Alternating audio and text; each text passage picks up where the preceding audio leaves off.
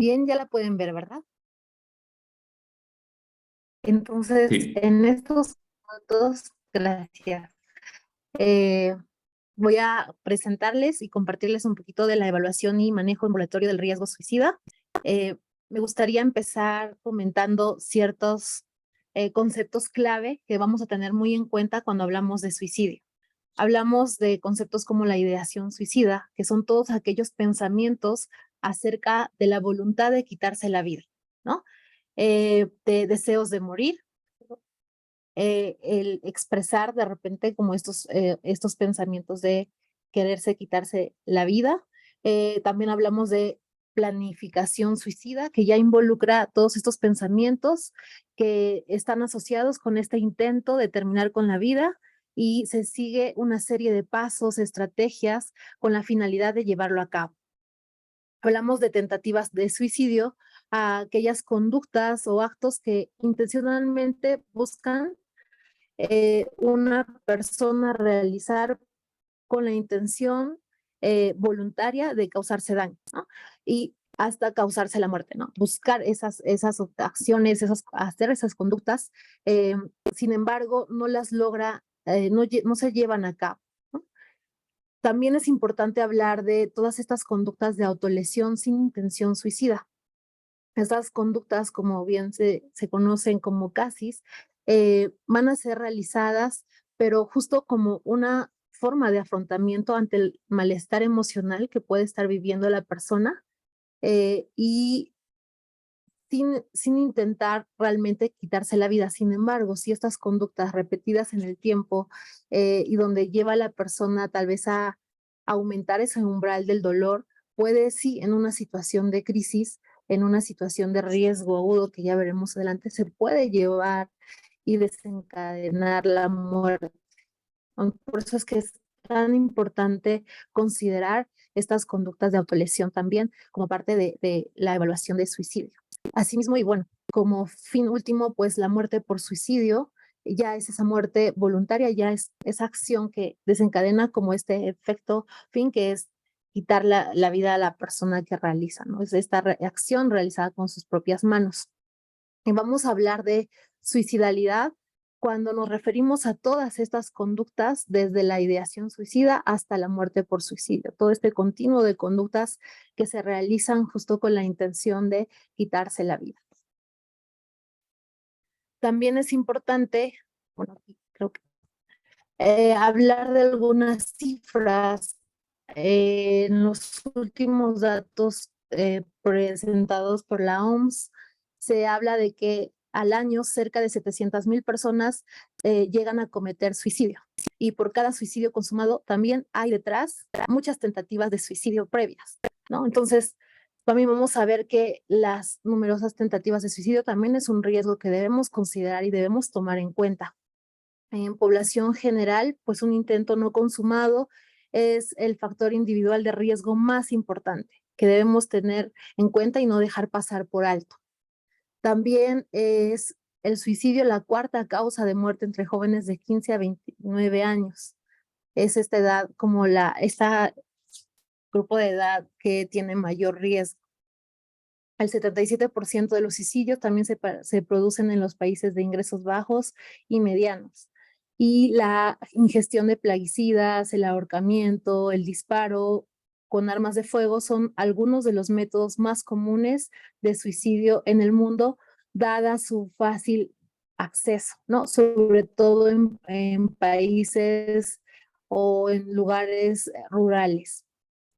También es importante mencionar que son los hombres los que más realizan estas conductas de suicidio, se quitan la vida por suicidio más que las mujeres. Sin embargo, las mujeres es el género que más intentos realiza. Esta gráfica nos muestra que en países como España, Italia, Noruega, Austria, Luxemburgo, desde los 2000 en adelante han tenido una marcada reducción de número de suicidios, lo cual resalta mucho las prácticas, las políticas en salud pública que han realizado estos países para hablar abiertamente del suicidio, para tener programas de prevención y atención de las personas que han tenido intentos, que han comunicado como esta intención de cometer suicidio. Entonces, podemos ver aquí el claro ejemplo de que si se toma acción, si se deja la estigmatización de lado y realmente se aplican las políticas públicas, podemos tener resultados que pueden aportar a la población en esta prevención del suicidio. También es importante para mí conceptualizar el suicidio desde la teoría socioconductual del suicidio. Hablamos de la suicidabilidad como un método aprendido para hacer frente al sufrimiento humano, ¿no? Como el resultado de un déficit de habilidades. También se establece esta premisa de que hay una existencia única, no hay una existencia única o característica conductual o situacional común a todas las conductas suicidas. Esto es poco probable. También aquí es muy importante considerar que la evaluación del riesgo de suicidio es multifactorial. Ya lo veremos ahorita en la siguiente diapositiva, que se tienen que considerar varios factores asociados y también se tiene que hacer un adecuado análisis funcional de cada persona con la que nosotros brindemos este apoyo. También la siguiente premisa es que existen numerosas vías causales eh, y es poco factible que la causalidad de la suicidabilidad se encuentre en un análisis solo de la situación de la persona. Vamos a considerar aquí factores ambientales, conductuales y también del propio organismo de la persona. Es así que Linehan propuso como esta teoría socioconductual del suicidio, en la que vamos a considerar estos tres factores. El ambiente, que es esta disponibilidad a medios, medicamentos, armas de fuego, plaguicidas, como veíamos en las cifras, navajas, cualquier estímulo que la persona utilice para llevar a cabo esta conducta suicida. También el haber tenido de repente modelos de suicidio previos, algún familiar, alguien cercano se haya quitado la vida, ¿no? También va a ser un factor a considerar, un factor de riesgo. También es importante considerar que la persona de repente posea un bajo soporte social, no tenga una red social de apoyo. Incluso aquí debemos considerar mucho a las personas de la comunidad LGTBQI+, personas cuya orientación sexual de repente es diferente a la heterosexual y pues están en un riesgo mayoritario. También el estar expuestos a eventos de vida negativos, ¿no? Como fallecimiento de un ser querido, pérdida del trabajo, problemas financieros, entre otras situaciones, o un problema de salud crónico, pueden generar también estos factores de riesgo. También debemos considerar esta historia de aprendizaje de la persona. Debemos también considerar el género, la etnia de donde está la persona, la edad, su nacionalidad, entre otras cuestiones demográficas que debemos tener en cuenta. Asimismo, también la bioquímica genética, por ejemplo, en estas personas con una elevada desregulación emocional y con esta dificultad de hacer frente quizá a las situaciones problemáticas de vida, entonces también generan un factor de riesgo importante. Ahora sí, a nivel conductual, pues también tenemos como estos procesos cognitivos, donde hay un déficit de repente de autorregulación cognitiva, como esta función motora, también esta fisiorregulación que debemos considerar. Ahora, si hablamos de factores de riesgo suicida, debemos considerar tanto estos factores de riesgo como los factores protectores que va a presentar nuestro consultante. Estos factores de riesgo considerados como estas características que se asocian a un aumento de la probabilidad de desarrollar alguna conducta de suicida. Por ejemplo, en adultos hemos identificado como personas con ansiedad, insomnio, abuso de sustancias o que estén presentando estos eventos vitales negativos van a ser un factor de riesgo sumamente importante.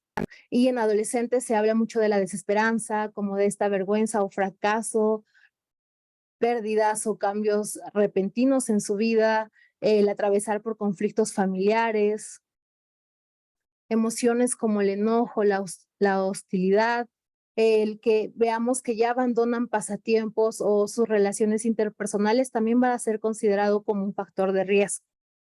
También es importante identificar si la persona tiene algunos factores protectores, que estos se asocian a una reducción de las probabilidades de que esta persona llegue a desarrollar una conducta suicida.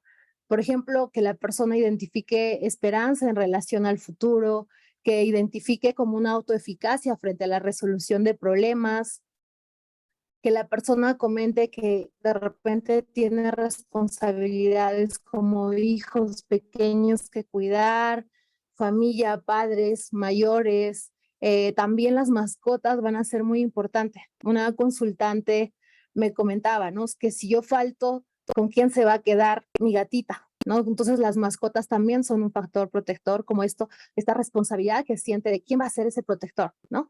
También una red social protectora va a ser un factor que nos va a reducir esas probabilidades de riesgo de suicidio. También el tener miedo frente al suicidio, la muerte o también las creencias religiosas o espirituales que posee la persona van a ser factores protectores.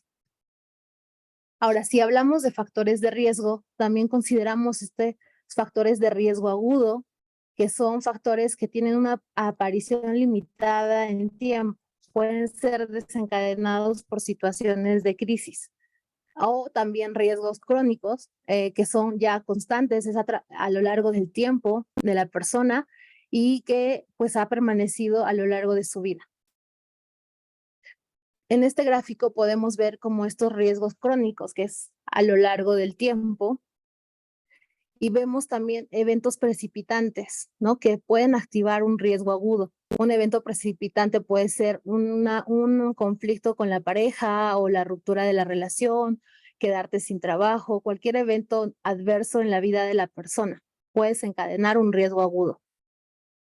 También identificamos que a mayor riesgo crónico existe una mayor probabilidad de presentar un riesgo agudo y a mayor riesgo agudo pues existirá una mayor probabilidad de presentar una tentativa suicida y pues una mayor probabilidad de consumarla, ¿no? De que la persona muera por suicidio. Entonces, cuando nosotros buscamos atender de manera ambulatoria el riesgo crónico, pues el riesgo agudo, vamos a establecer un plan de seguridad. Cuando se habla de atender el riesgo crónico, pues va a ser un proceso llevado a lo largo de la psicoterapia. Entonces, esa es la forma como de actuación y debemos saber que también están interrelacionados, ¿no? Es este riesgo crónico y el riesgo agudo. Ahora, ¿cuáles son esos indicadores indirectos del riesgo agudo, que es en el cual nos vamos a centrar esta noche en identificar? Es justo que la persona empiece a hablar de ser una carga para otros, el que empiece a expresar como mi familia estaría muchísimo mejor sin mí, sin que les diera tantos problemas, sin que tuvieran que acudir constantemente a atender mis crisis, ¿no? Entonces empieza a hablar al respecto. También tener una marcada desesperanza o pesimismo ante la vida. No es que nada de esto va a cambiar, todo va a permanecer igual, como esta pérdida de interés o placer en sus actividades. De repente si le gustaba practicar mucho natación, ya deja de hacerlo, va dejando de disfrutar o de realizar esas actividades que le generaban placer. También se ha identificado como un indicador indirecto, como esta inquietud o agitación o ansiedad que va en crecimiento, ¿no? También estas alucinaciones o voces de comando que le indican, que le orientan a quitarse la vida, ¿no? También esta dificultad para concentrarse o tomar decisiones, para dormir mucho o muy poco, este aumento excesivo de consumo de sustancias o una preocupación anticipada por pérdidas futuras o un estresor vital importante también va a ser un indicador de riesgo agudo. Y también está presente esta preocupación por no ser descubierta o descubierta en estas situaciones de malestar, sufrimiento. Ahora, pues como ya mencionábamos, estos conceptos importantes también son indicadores de riesgo agudo, ¿no? El que exista como esta ideación suicida, que exista esa comunicación suicida, que exista esta planeación, estas tentativas de suicidio, también van a ser indicadores directos del riesgo agudo. La ideación suicida pasiva, por ejemplo, con pensamientos sobre el deseo de morir, y lo vamos a identificar de manera activa cuando están estos pensamientos ya sobre el cometer suicidio. También esta comunicación indirecta, cuando van despidiéndose, cuando van diciendo no se preocupen por mí, todo va a estar bien, o de repente van comunicando que ya todos sus problemas se van a terminar, y de manera directa cuando expresan abiertamente los deseos, intención de quitarse la vida, ¿no? Y pues la planeación suicida, pues implica todos los planes para llevarlo a cabo, toda la preparación, ensayos, que una consultante me diga, sí, cada noche veo la cuerda que tengo en mi cuarto y pruebo como colocándomela en el cuello, ¿no? Voy ensayando cómo sería el llevarlo a cabo. Y pues las diversas tentativas suicidas como estas acciones, conductas para llevar a cabo sin de repente desencadenar la muerte, ¿no? Ahora, ¿cuándo es que decidimos evaluar? ¿Cuándo vamos a considerar evaluar? Cuando ya nuestro consultante desde la evaluación, entrevista, nos reporta que ya hay una historia de suicidalidad, ya hay esta ideación, ya ha habido planes, ya ha habido intentos previos, cuando también nos habla de un incremento de que estos pensamientos de ideaciones han sido más frecuentes en las últimas semanas. Cuando de repente sí, la planificación ya está mucho más presente, ¿no? Como, y también el que la persona esté en contacto con factores de riesgo asociado. Y también que exista en la actualidad esta presencia de suicidalidad, es decir, de repente la persona fue referida porque tuvo un intento de suicidio. Entonces necesitamos hablar, necesitamos evaluar abiertamente este riesgo. También cuando ya entramos a justo a intervenir, a evaluar, a tener contacto con la persona, vamos a tener en cuenta 3 objetivos muy importantes en este contacto. Es importante resaltar que todo esto se realiza en una sola sesión. En una sola sesión debo evaluar, debo planificar que la persona se pueda llevar un plan de estabilización, un plan de seguridad frente al riesgo inminente. Entonces, vamos a tener estos objetivos como el de conceptualizar la suicidalidad como una estrategia que la persona ha optado para resolver o intentar resolver los problemas, ¿no? Que presenta, o estas dificultades que presenta en su vida. Entonces, lo ve como una estrategia y aquí podríamos decir como esta estrategia poco efectiva para solucionarlos, ¿no? También nuestro objetivo va a ser que la persona se comprometa con un tratamiento, ¿no? Centrado en lo significativo y lo valioso que tiene la persona y también en el desarrollo de sus habilidades. También vamos a buscar que la persona se comprometa en llevar a cabo el plan de seguridad que se elabore en conjunto. Esos van a ser nuestros 3 objetivos. Ahora, es importante preguntar abiertamente, ¿no? ¿Has pensado en lastimarte? ¿Has hecho algunos planes para terminar con tu vida? ¿Estás considerando llevar a cabo estos planes? ¿Tienes los medios disponibles para terminar con tu vida? ¿Has considerado cuándo hacerlo? ¿En qué momento? Sí, cuando mi familia todos salen a trabajar y me quedo sola en casa, por ejemplo, ¿no? Entonces, debemos preguntar, debemos informarnos, debemos tener toda esta información que nos permita establecer un plan de seguridad lo más consistente posible. Ahora, en esta forma ambulatoria vamos a necesitar evaluar el riesgo inmediato, por lo que se va a preguntar en esta escala de cuál es el malestar que está presentando, en qué nivel lo identifica la persona, ¿no? Del 1 al 5, donde 1 es más importante y el 5 es menos importante, menos severo. Por ejemplo, el sufrimiento que identificas en estos momentos, ¿en qué nivel lo considerarías? ¿En un malestar muy severo o de repente muy leve? Entonces la persona va marcando, ¿no? Ese rango. También preguntamos por, de repente, situaciones de estrés o tensión, cuánto es que se identifica la persona, ¿no? En qué nivel se identifica como este sentimiento general de sentirse estresado, de sentirse como con mucha tensión y no soportar más la situación que está viviendo.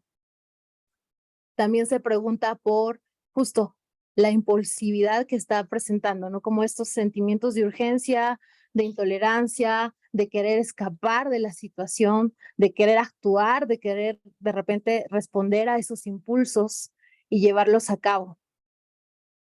También se pregunta cuál es el momento en el que se sintió más impulsivo o impulsiva, para identificar también como estos eventos desencadenantes. También se pregunta por la desilusión o pesimismo, ¿no? Su expectativa de que las cosas no van a mejorar, de que no importa lo que haga, las cosas van a seguir así o van a empeorar. ¿Cuánto es ese nivel de desesperanza que presenta la persona? También se pregunta por justo estos sentimientos de malestar general, de repente de poca autoeficacia o desaprobación de lo que de las acciones que está realizando, como con estos intentos de buscar una solución frente a sus problemas. ¿Cuánto es esa de repente esos sentimientos de malestar? Y pues luego calificamos el riesgo global del suicidio, ¿no? Si es extremadamente bajo, de no se va a quitar la vida, o si es extremadamente alto, de sí me voy a quitar la vida, ¿no? También es importante preguntar por aquellas razones que la persona identifica para vivir y buscar ayuda, ¿no?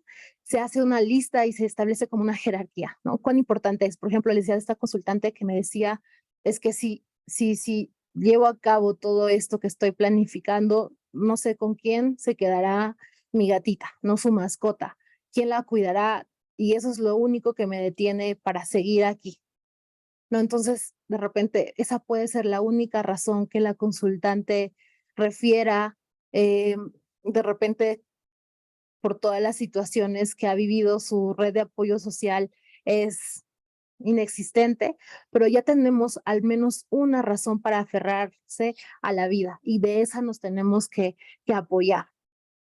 También identificamos aquellos motivos que tiene la persona para morir y rechazar la ayuda. Y aquí, justo como terapeutas especializados, tenemos que ser unos excelentes, que planteen muchas opciones de resolución de problemas para poder nosotros ayudar a encontrar a la persona como otras opciones efectivas que no sean el quitarse la vida, para que pueda hacer frente a esos problemas y pueda resolverlo y pues alcanzar esa vida valiosa que merece vivir, ¿no? Entonces, esto va a ser súper importante. Tenemos que hacer mucho énfasis e insistir en estas razones que la persona puede identificar para seguir con vida. Bien, una vez que se ha evaluado el riesgo, también es importante identificar, ¿no? ¿Cuál es esa ideación suicida? Y aquí es importante, como estas fichas que tenemos aquí como guías, también que lo pueda llevar nuestros consultantes, ¿no? Tanto nuestro consultante en la evaluación, cuando estamos haciendo esta evaluación, va llenando su ficha, nosotros también hacemos lo mismo porque va a ser una medida de seguridad también para nosotros como una prueba de que hemos llevado a cabo esta evaluación, de que se preguntó al respecto. ¿De acuerdo? Entonces, podemos preguntar por esta ideación suicida. Por ejemplo, aquí les ponía un ejemplo. Pienso mucho en ello desde que falleció mi esposa. Este es el caso de un consultante ficticio que perdió a su esposa, entonces ya no considera que sea necesario seguir viviendo por el intenso dolor de la pérdida, ¿no? Entonces, ¿con cuánta frecuencia lo piensa? ¿Cuántas veces al día, a la semana, al mes, ¿no? Se pregunta por cuánto tiempo tienes estos pensamientos. También preguntamos si existe un plan, ¿no?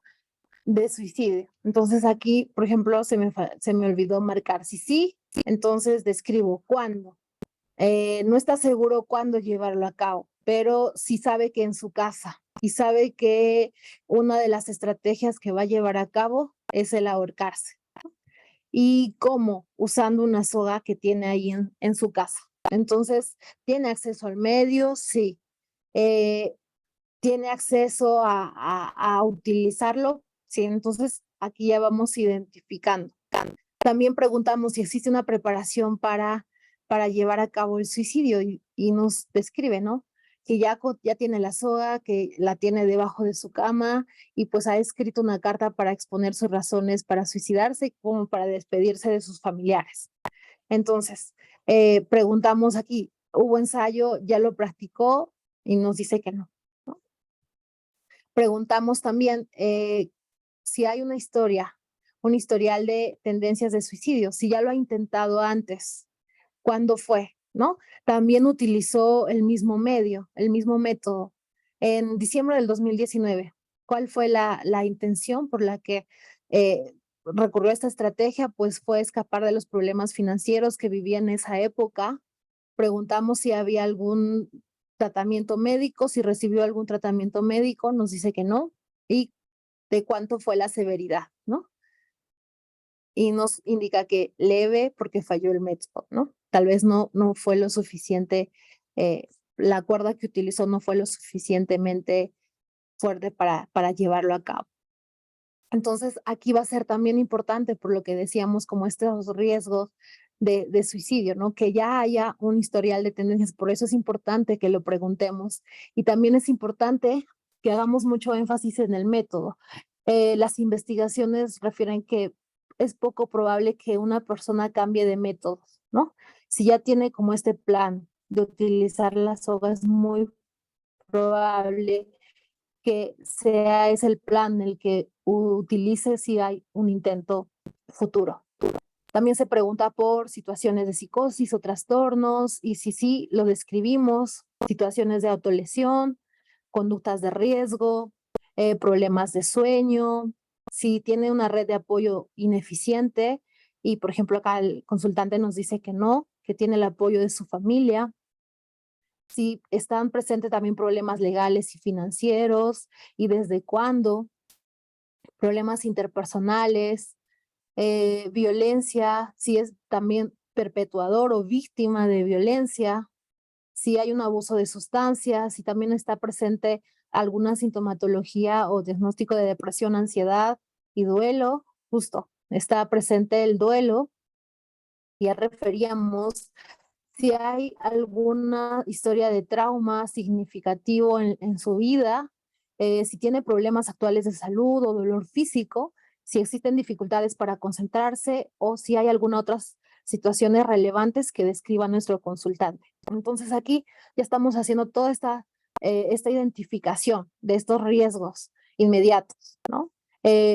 Tanto la ideación, tanto si hay un plan, si hay una preparación previa, si hay ensayos, si hay este historial de tendencias suicidas. Entonces no podemos pasar por alto hacer todas estas preguntas porque va a ser muy relevante para poder atender y gestionar el plan de estabilización que la persona necesita con la intención de prevenir un suicidio. Ahora podemos también, una vez identificado todos estos riesgos, ya podemos pasar a la evaluación o a la realización en conjunto de un plan de seguridad. De aquí tenemos un ejemplo como una sugerencia de cómo podemos introducir este plan, ¿no? Ahora que necesitamos desarrollar un plan de seguridad y de tratamiento para hacerlo exitosamente, debemos considerar lo que hemos aprendido tanto en la sección 1 y la sección 2 sobre tu sufrimiento y este riesgo potencial de comportamiento suicida. Trataremos de desarrollar un plan de tratamiento que te mantenga fuera del hospital o fuera de una posible hospitalización, ¿no? Pero para lograr esa meta, debemos de desarrollar un plan de tratamiento ambulatorio específico en el que ambos nos comprometamos a trabajar durante un periodo de tiempo específico.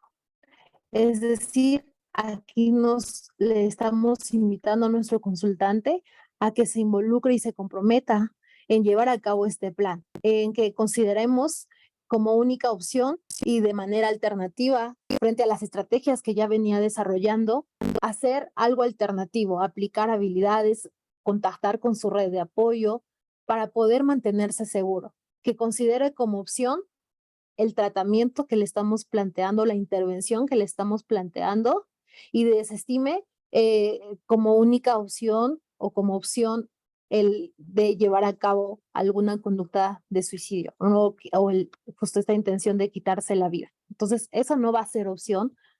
La opción que le presentamos y que le proponemos justo es llevar a cabo este plan. Ahora, el plan de estabilización también implica justo una restricción de estos medios letales. Si el ejemplo que les presentaba nos compartía nuestro consultante que el medio que él ve como disponible para llevar a cabo el suicidio es justo una soga que tiene en su casa, debajo de su cama. Entonces nosotros vamos ya con la evaluación, identificamos, ¿no? ¿Cuál es el medio que está considerando? Pues una soga, una cuerda.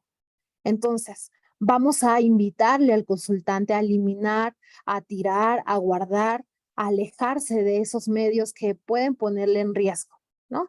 Si son, por ejemplo, medicamentos, si son armas, si son cuchillos, restringir ese acceso. De repente, guardar en una caja de seguridad, pedir a familiares como en este caso, hacer uso de las redes de apoyo, como si es una persona que ya tiene de repente una indicación farmacológica, que está tomando tratamientos médicos. Entonces, de repente, sea alguien más, la persona cercana de su entorno, quien le administre cada uno de los medicamentos que utiliza, ¿no? Que no tenga acceso a todo el frasco de pastillas, que de repente si hay cuerdas en la casa, se quite cualquier cuerda, cables, cualquier cosa que la persona pueda utilizar como un medio para llevar a cabo su plan.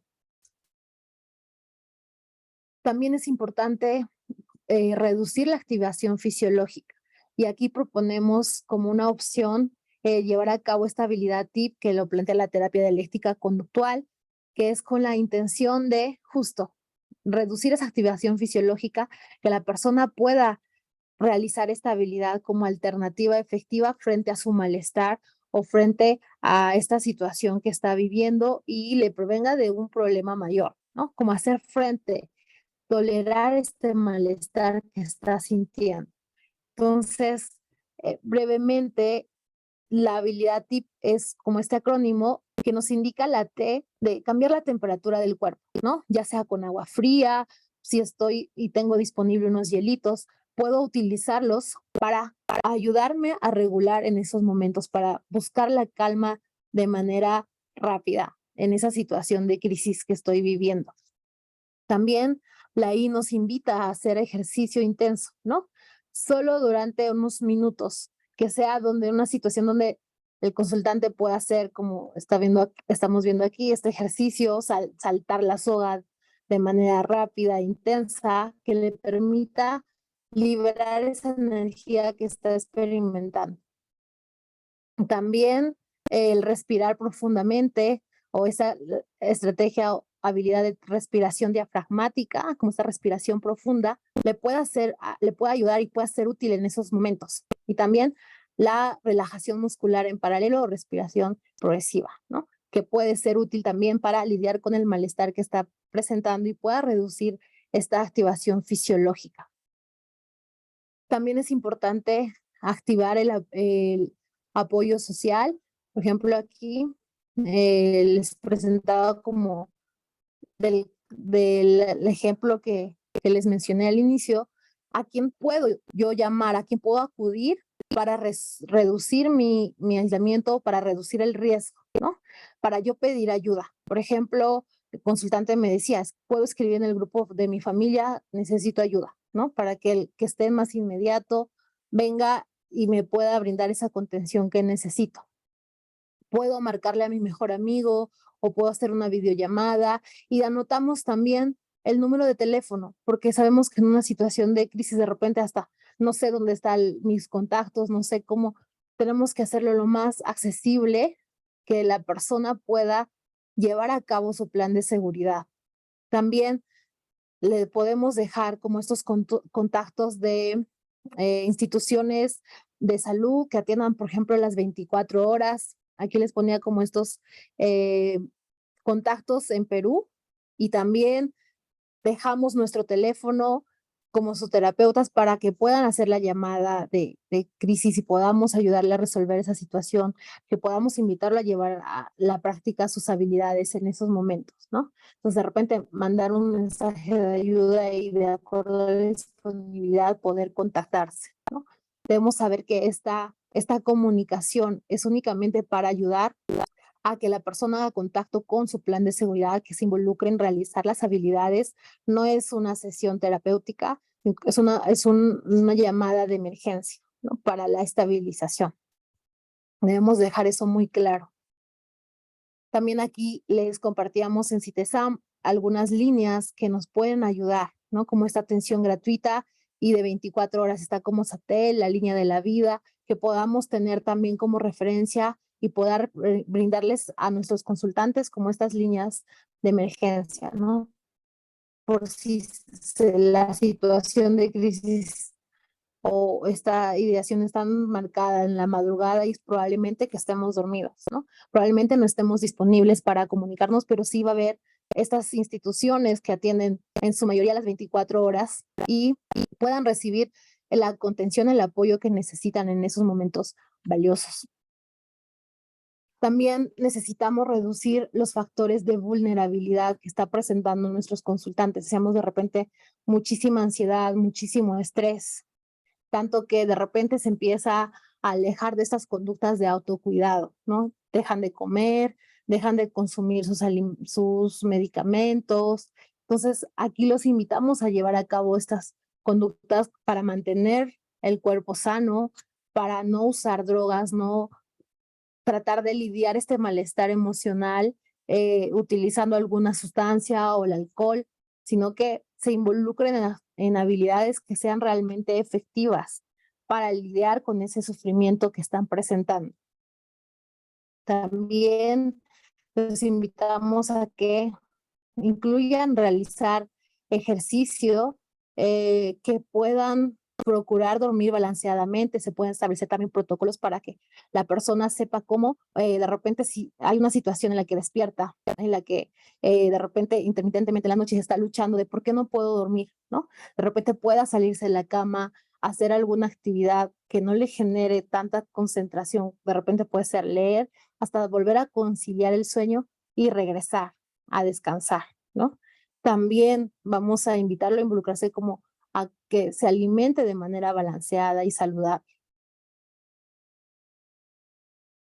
También es importante, por ejemplo, en nuestro plan de seguridad, los invitamos a realizar alguna frase de recordatorio para el afrontamiento, ¿no? Ese consultante decía, todo va a pasar, pronto me sentiré mejor, ¿no? Otra consultante me decía, solo es un mal día, ¿no? Mañana será diferente. Por ejemplo, la frase recordatorio que les involucre a afrontar esta situación de sufrimiento, de malestar y pensar que puede ser mejor, ¿no? Que puede, si decide de repente utilizar este plan, si decide involucrarse en realizar estas habilidades, la situación que está afrontando puede transitarse mejor y puede ser mucho más efectivo y no desencadenar en una situación de riesgo. También es importante identificar posibles obstáculos que la persona pueda no tener y no llevar a cabo su plan de estabilización que estamos elaborando, ¿no? Entonces se le pregunta, ¿cuáles son esos posibles obstáculos y de qué manera puedo yo solucionar o hacer frente a esos obstáculos que me permitan actuar de manera efectiva? Entonces, por ejemplo, aquí nos decía, no olvidar que tengo que hacer, repasar y ensayar el plan. O sea, olvidarse que existe un plan de estabilización. Entonces, de repente, repasar y ensayar el plan de estabilización en esas situaciones en las que yo me identifico en una situación de calma, ¿no? Puedo yo también, de repente, como si me olvido, puedo yo imprimir este plan de seguridad y tenerlo siempre a la vista para que esos momentos donde yo lo necesita sea mucho más accesible.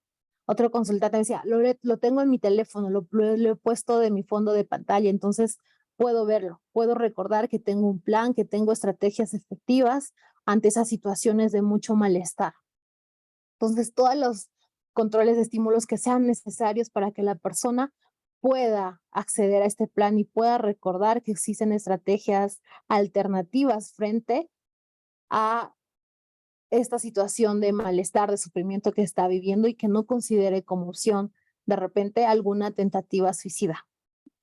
Entonces, otro obstáculo, sentir que la crisis es más grande que yo, ¿no?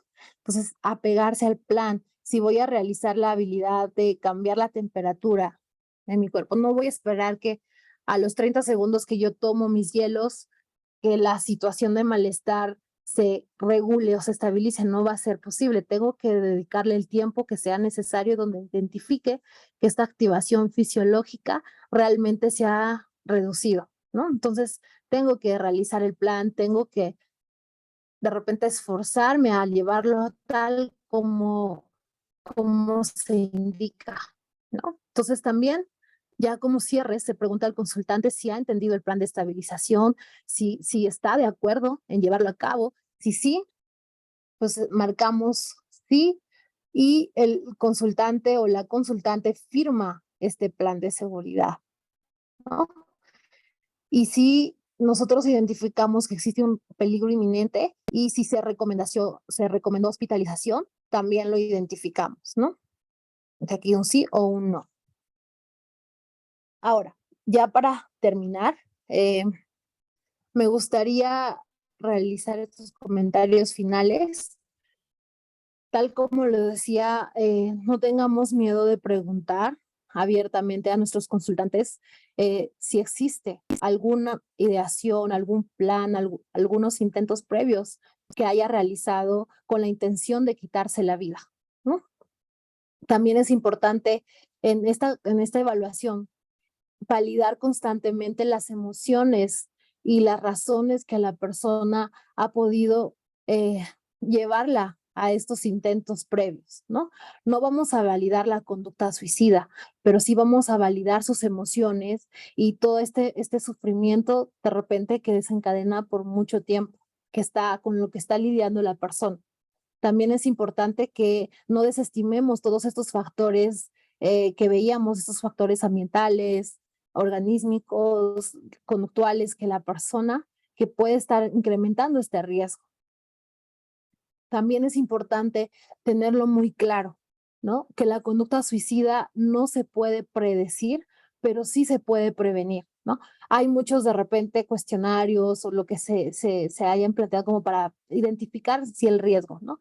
Creo que la mejor manera de identificar un riesgo es justo con nuestra entrevista, con nuestra evaluación, el preguntar abiertamente y poder reducir estos accesos a medios, que la persona cuente con estrategias alternativas. De esa manera podemos prevenirlo. Y también es importante mencionar que hay poca evidencia que sugiera que el estar hospitalizado reduce las posibilidades de cometer suicidio a corto o largo plazo. De hecho, muchas veces creo que el 11% de las personas que han estado, que fueron hospitalizadas, intentaron, llevaron a cabo una tentativa suicida o realmente se quitaron la vida poco después de haber sido dado de alta. Entonces, creo que de esta manera ambulatoria, nuestra intención es justo, sí, es atender directamente a la persona, que la persona cuente con un plan de estabilización y que la hospitalización sea considerada como último recurso, ¿no? Se van a considerar diferentes factores como que la persona no tiene una red de apoyo cercana, que existe un severo malestar, de repente algún diagnóstico de salud mental previo, que exista de repente un riesgo inmediato, una extremada disponibilidad de medios, entre otros factores, para que realmente se considere la hospitalización. Muchas veces el estar hospitalizado incrementa el estigma, incrementa como esta poca autoeficacia de la persona a hacer frente a los problemas. Entonces también tenemos que tener mucho cuidado al momento de referir una hospitalización, ¿no? Tenemos que agotar todas nuestras estrategias comentadas antes de repente referirla. Nuestra primera opción va a ser que la persona pueda hacerse cargo, pueda tolerar el malestar y pueda enfocarse en estrategias alternativas, que intente formas mucho más efectivas de lidiar frente a sus problemas de vida o frente a su malestar y sufrimiento. De mi parte, eso es todo y les agradezco mucho la atención y pues gracias. Muchas gracias a ti, Leslie, por una explicación tan precisa del protocolo de cómo evaluar y manejar en el contexto ambulatorio el riesgo suicida. Tenemos una pregunta que nos realizaron por Facebook y es esta. ¿Dónde se pueden conseguir esas fichas? Nos pregunta Juan Zambrano. Lo que ibas mostrando. Ujú, sí, son como una propuesta que justo desarrolló la doctora Jessica Zapata, una adaptación al protocolo CAMS. De hecho, el protocolo CAMS es como muy accesible para esta evaluación y manejo del riesgo suicida. Creo que con mucho gusto, si nos mandan un correo, les podríamos compartir como información respecto al protocolo, respecto a bibliografía relacionada que nos pueda ayudar a hacer esta atención ambulatoria, esta evaluación. Ujú. Ok. Tenemos otra pregunta. Alfredo nos pregunta si podrías compartir la referencia de la primera diapositiva donde se habla del espectro de la suicidalidad, por favor. De la primera, sí, de hecho, mucho de la información lo tomé del libro publicado por el doctor Reyes y Strossal, esta guía de clínica de evaluación y tratamiento del comportamiento suicida. Entonces, que nos envíen un mensajito, ya sea por la página de Facebook y con mucho gusto compartimos la referencia. Genial. Entonces pueden comunicarse con pues, la página de Facebook de CITESAN y la psicóloga Leslie muy amablemente nos enviará tanto la referencia como la información que solicitaron. Bueno, veo que por aquí, por Zoom, no hay mayores dudas o comentarios. Déjenme chequear. Bueno, si no hay más dudas ni comentarios, solo queda agradecer a la psicóloga Leslie Díaz por su tiempo y por su trabajo presentándonos este tema tan importante para el contexto de la salud mental en el que trabajamos todos quienes estamos expectantes de las conferencias. Muchísimas gracias, Leslie. Muchas gracias.